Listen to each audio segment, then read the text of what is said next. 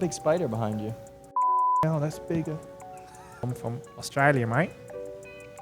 That was I'll do this whole question in Australian. Back at your earlier years in karting and and junior formers.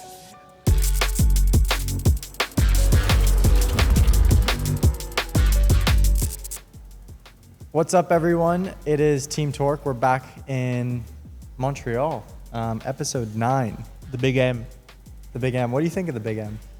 I reckon it's top 3 of the year. Races are Just like races, kind of hotel mixed with city and track as a combination. Top 3. I feel like, I don't know. We have this bush in front of us. Yeah, it feels weird. We're a little- You look like Bear Grylls right now. Like within, you got the tree behind you. We're a little far away. I agree. I'm not sure about this. Do you want us to be Missing a closer? mini helmet. I don't know what's going on. Anyways, Montreal. It's a What a place, eh? what a place. I think first time here last year for me was really cool. Yeah. I think we're in for another typical unpredictable weather weekend. It's weird. It's like every time we arrive, Man, the weather's amazing. Like what's the Wednesday, Thursday, and then the weekend starts and it's like rain. it's unreal. I did speak about that to the locals and to like the people in the airport, and they were like, on the Wednesday or yesterday when I landed, it was so hot, Yeah. sunny, and I was like, oh, this is new. It was Tuesday yesterday, but anyways. Tuesday, sorry. I was like, this is new, and they were like, no, it's always good weather, and I was like, what? No, it's not. Just doesn't show out for F1. Yeah, maybe, but it is a cool place. Where does this rank in your list? I was saying the other day, I was actually talking to the driver on the way from the airport to the hotel. Yeah. And I was sort of ranking my top 5 in terms of like atmosphere, weekends, whatever. Does the track get included in that? Yeah. Yeah. So everything. Yeah. And fans as well, like atmosphere. And I always think like Montreal, Melbourne, Yeah. Austin, Silverstone, Yeah. and I had one more. What was the other one? Miami, baby. No. But yeah, this is definitely one of the top 5. for Monaco. me. Yes, it was Monaco. Yeah. Yeah. Yeah. So for yeah, me, no, I agree. For I me, agree. that's sort of the top 5 Yeah, in terms no, of like same. weekends, atmospheres, etc. It is good. It's Did nice. you go to Joe Beef? tonight? You're going tonight? Tonight. I did ask Logan. He was busy apparently. I don't know what he's up to. I don't know. Well, I was busy last night, and then tonight, teams got me busy. That's true. You're They on got holiday. you I hear. busy. Sorry. You're on holiday, and I'm I had to replace you with Yuki. So with what? to to Joe Beef. To Joe Beef. Sorry, mate. So, but you've been there before. No, I still haven't been. It's good. Maybe I'm hyping it up a bit too much, but it's good. I mean, I've got a T-shirt. I walk around in a T-shirt. Just reflecting. Yeah. Next. Reflecting on Monaco. Yeah. I don't know. Obviously, it was a good weekend for you. Good weekend for the team. Yeah, it was okay. It wasn't bad. What'd you do after? I have to say, like Monaco week, it's made me think about getting a motorhome because I love the fact so much that you can be in your own place and go to the race I and don't then think go it'll back. be the same though. I think it won't feel quite the same, but it will just be so nice to have a place that you can make your own and like make it not quite where you live, but you just have the little things, Yeah, the but- foods you like and the, I don't know. Yeah, but do you know how hard, or not hard it would be, but I guess I'd be worried about it getting loud. Like if you're near the track, there's Yes. concerts going on, True. there's But fans. I don't there's- think there are many tracks where our motorhomes are parked that close to the track, like really on the track. They're normally pretty well hidden. True. Don't come and find us, please. Disclaimer. But I don't know. I thought about it because I liked that. I felt so relaxed in Monaco, just being able to do my own thing, and also because you have your own place, you kind of feel like you have your own time schedule. Like you just wake up. Do I have breakfast? Do I Yeah, make it's breakfast by myself? Like I like that. So you did that in Miami, right? Miami. Isn't it nice. Like you just feel so much more. I thought relaxed. going into that weekend it was going to be weird, but Yeah. it actually turned out to be like the best. the best. Like you go home and yeah, Yeah. exactly. So I thought it was going to be like strange, but it actually works out pretty well. the only thing I would say is Lily hates being in motorhomes. Like it's just too small. So I think that's the only thing that would stop me from. It's not like your apartment's huge. Exactly. That's true. My apartment is literally. I think if I got a motorhome, my motorhome would be bigger than my apartment. If I It'd got be close. if I got like slide outs, I think it would be bigger than my Monaco apartment. But I think favorite parts about Montreal is the curbs. I mean, it's resurfaced this year. it is. That's going to be interesting. The food's great. that's So we've gone away Num- from the driving, yeah, back to food. Yeah. Joe beef. Number one thing about Montreal, I would say, is the food. So actually, on food, Number two. we have a fan question about food. Oh wow, we're skipping around. Yeah, go on. I'm gonna throw it. I'm Yeah. gonna throw it at you. Mhm. In Canada, Yeah. don't kill me if I'm saying this completely wrong. Kill Is him. poutine a yes or no? Do you know what it is? Mm-hmm. Yes, and it is a yes. It's a yes. Yes. I haven't tried it. Give me like a. Out of 10, I would give you. I give a poutine around an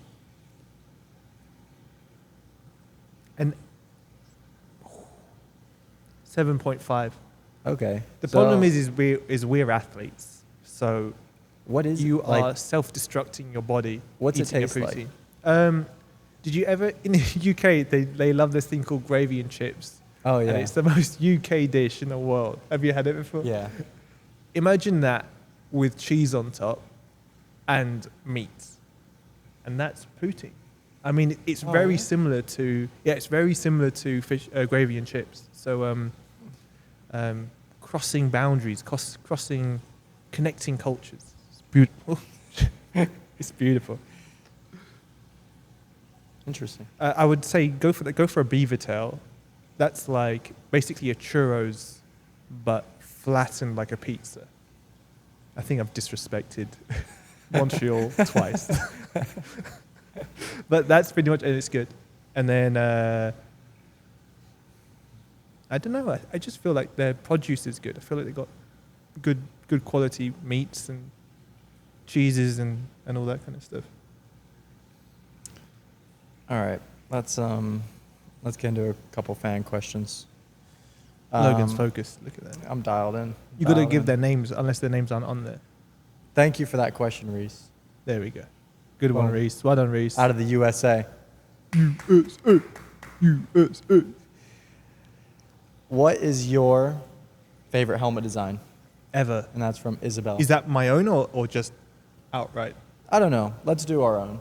Our own, I would say. I know my favorite one of yours. Really? My favorite is my Silverstone 2022 helmet.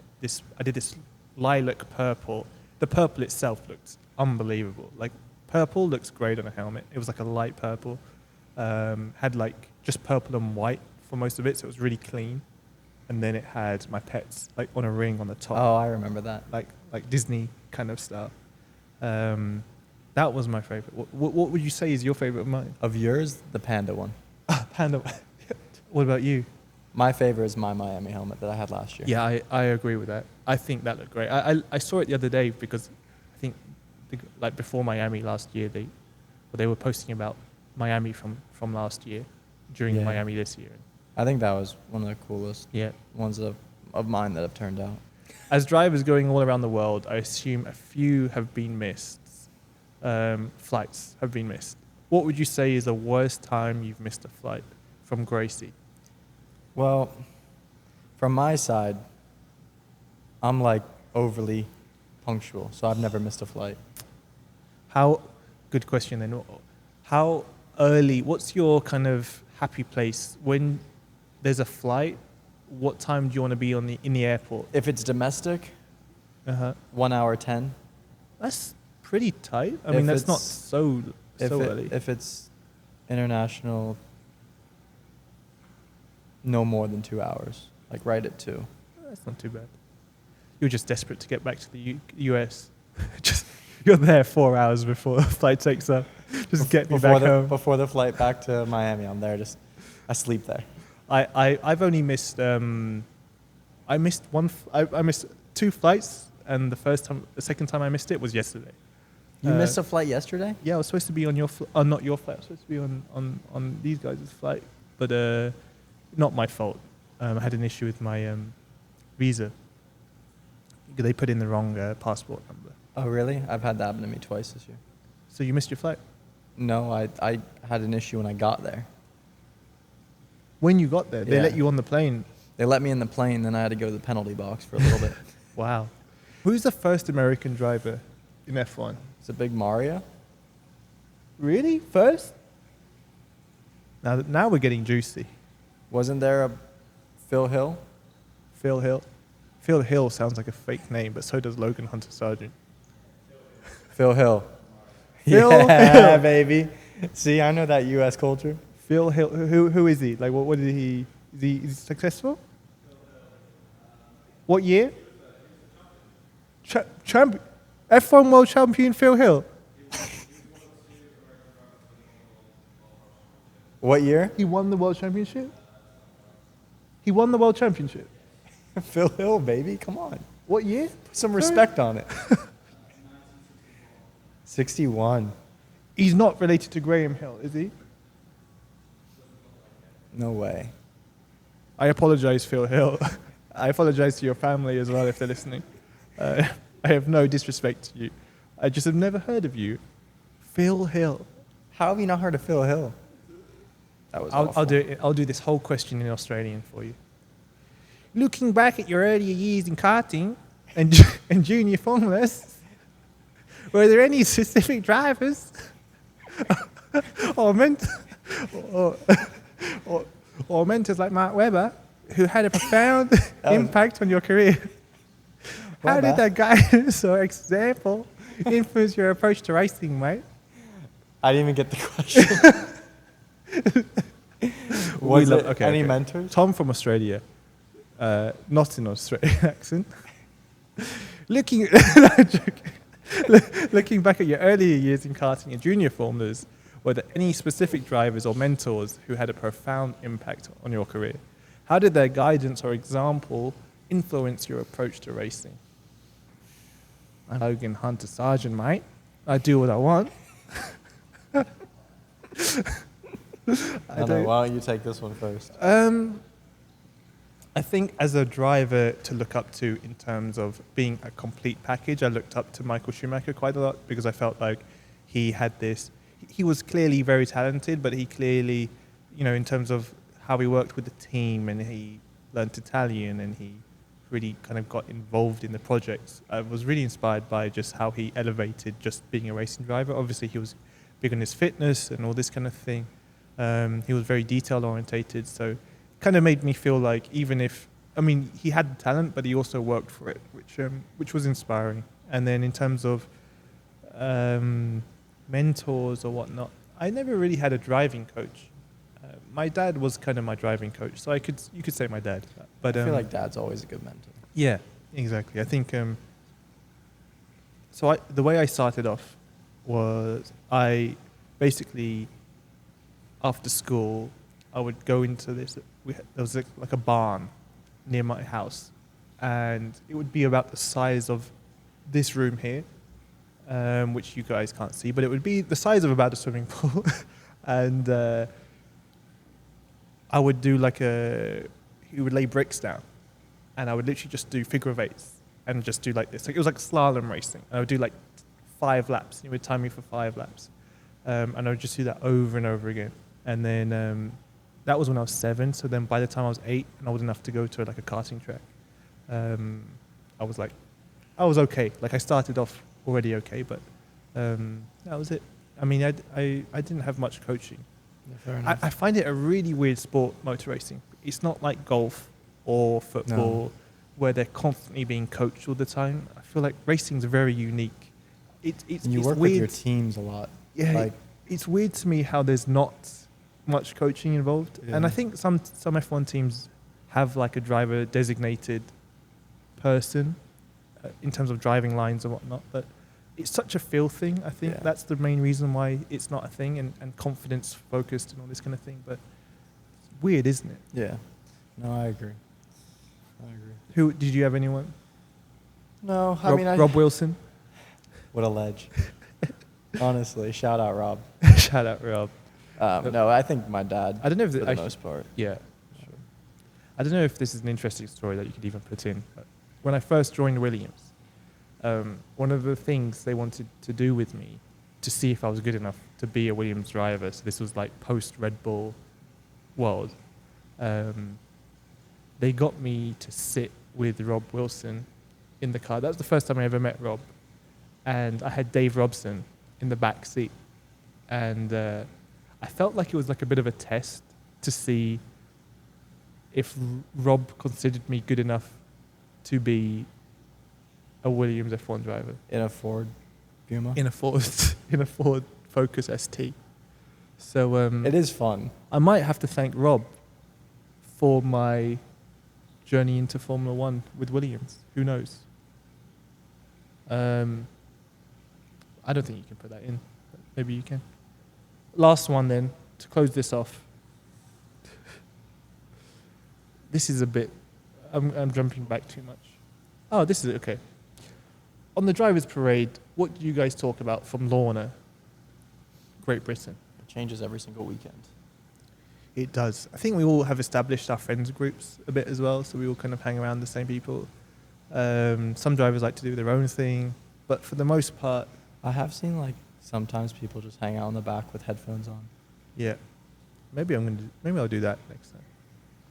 What we haven't thought about is what stops us from having headphones in, like big ones, like the ones we're wearing now, and just lighting them up with loads of sponsors, our own personal sponsors, just like on the top and on the sides, and then when they're filming us on the truck, we're just like you're always like trying to get out, just like itching or like just being a total sellout.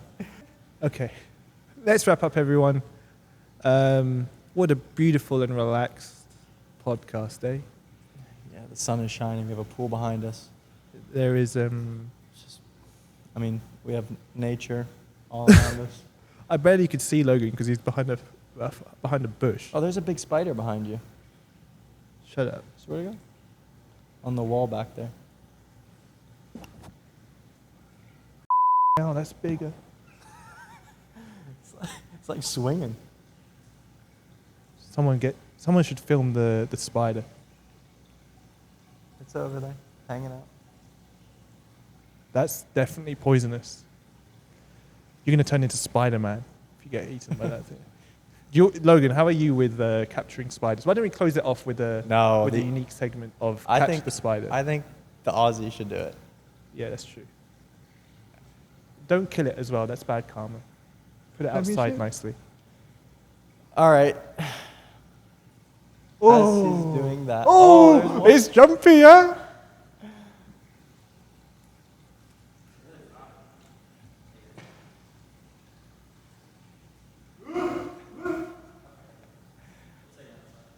Do not give it to Alex.